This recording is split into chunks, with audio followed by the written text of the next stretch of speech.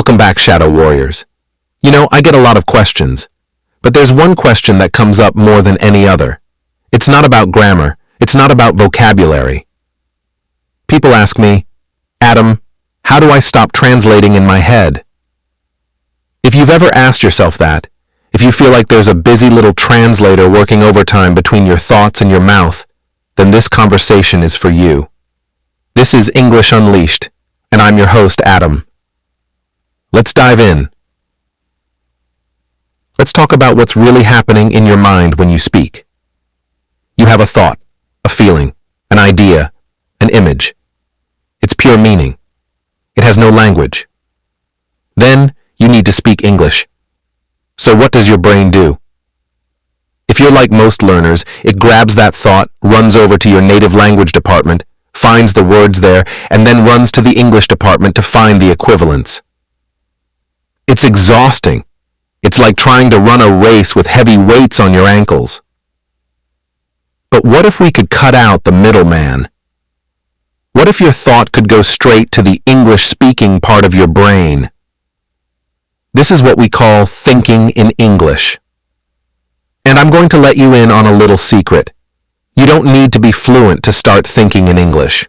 Thinking in English is what makes you fluent. It's the path, not just the destination. The good news? This isn't some magical talent that only a few people have. It's a habit, a muscle. And like any muscle, you can train it with small, simple exercises every single day. So, how do we build this muscle? We start small. You don't try to think your deepest philosophical thoughts in English on day one. That's like trying to lift a heavy weight without any training. You start with the light weights. The light weights of language are your surroundings, the things you see every day. This is where the training begins. When you wake up in the morning and you see the window, you don't need to say the word in your native language first. Just look at it and think, window. Simple, clear. When you drink your coffee, feel the warmth and think, hot coffee. When you see it's raining, think rain. This might seem too simple, almost silly, but this is how you build the neural pathways. You are creating a direct connection between the object, the feeling, the experience, and the English word. You're firing the wires together so they become stronger. You're teaching your brain that English isn't just a code for your native language. It's a code for reality itself. After a few days of naming things, you level up. You move from single words to tiny, simple sentences. Don't force it. Just let them bubble up. You're not preparing for a test. You're just narrating your life to yourself in the privacy of your own mind.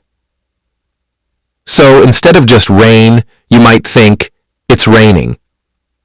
Instead of hot coffee, you think, I like my coffee. Then you ask yourself little questions.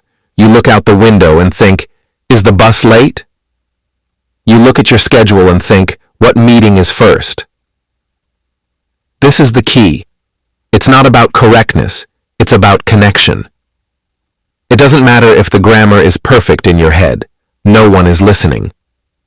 The goal is to use English as a tool for your own thinking. When you do this, something incredible happens.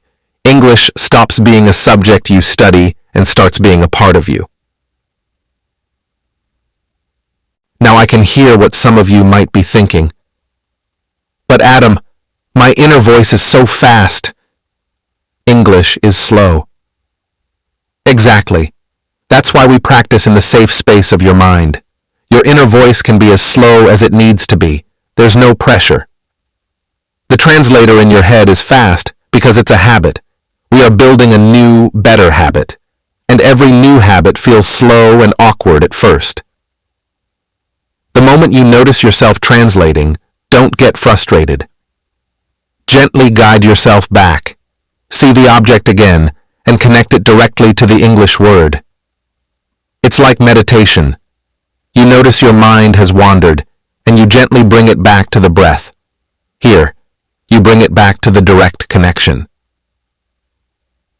So, your mission, Shadow Warriors, is not to memorize 50 new words this week. Your mission is to spend a few minutes each day just thinking. Simple thoughts. In English. Name the things you see.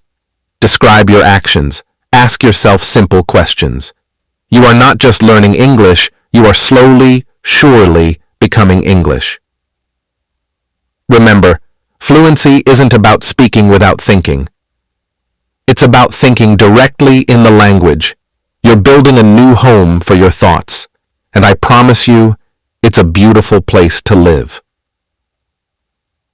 If this idea resonated with you, if you're ready to quiet the translator in your head, let me know in the comments. Share your experience. And if you want to continue this journey, make sure you're subscribed and the bell is tapped. This is Adam from English Unleashed, signing off. Until next time, keep thinking, keep speaking, and keep unleashing your voice.